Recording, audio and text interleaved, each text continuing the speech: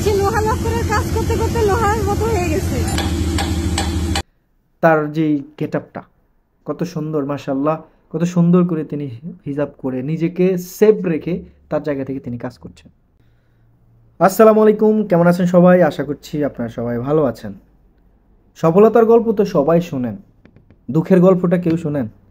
শোনেন না। হ্যাঁ, নারীর অধিকার রয়েছে, তারাও পারে। একটা ছেলে শুধু ইঞ্জিনিয়ার হবে এমনটা নয়, একজন নারীও কিন্তু ইঞ্জিনিয়ার হতে পারে।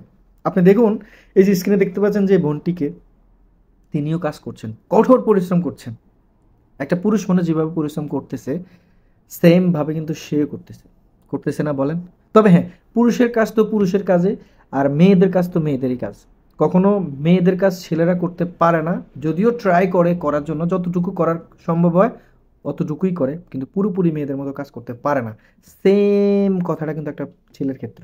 পুরুষের কাজগুলো তারাই সঠিকভাবে করতে পারে, তবে তাদের কাজগুলো মেয়েরা করতে গেলে কিছুটা যতটুকু সম্ভব করার ততটুকু করতে পারে। কিন্তু এখানে একটা ভিন্ন রকম, কারণ আপনি সুশিক্ষায় শিক্ষিত হয়েছেন, আপনার একটা পরিবর্তন হওয়া প্রয়োজন, আপনার নিজের ক্যারিয়ার।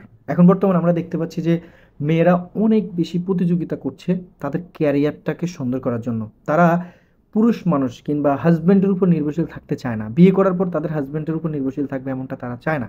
এখানে এটা আপনি কোনভাবে নিতে চাচ্ছেন নেন, অসুবিধা নেই, কিন্তু বেশিরভাগ মেয়েরা এমনটাই চিন্তা ভাবনা করে।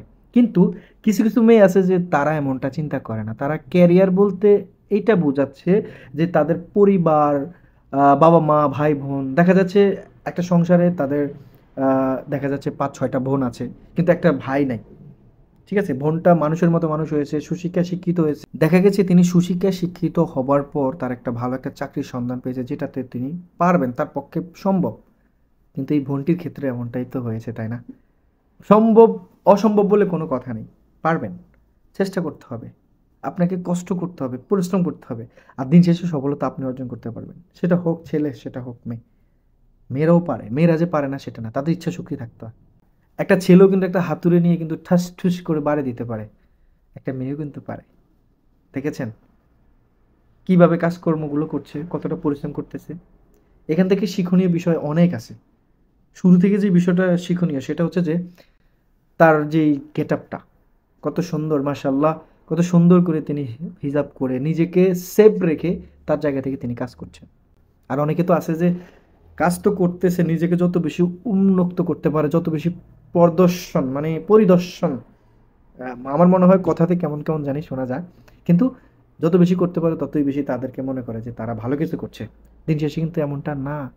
আপনি যে কাজই করেন না কেন আপনাকে সেভ থাকতে হবে, কারণ মেয়ে মানুষ, নারী মানুষ, আপনারা হচ্ছেন সম্মানিত। আপনাদের প্রতি সবার একটা অন্যরকম একটা সম্মান থাকবে।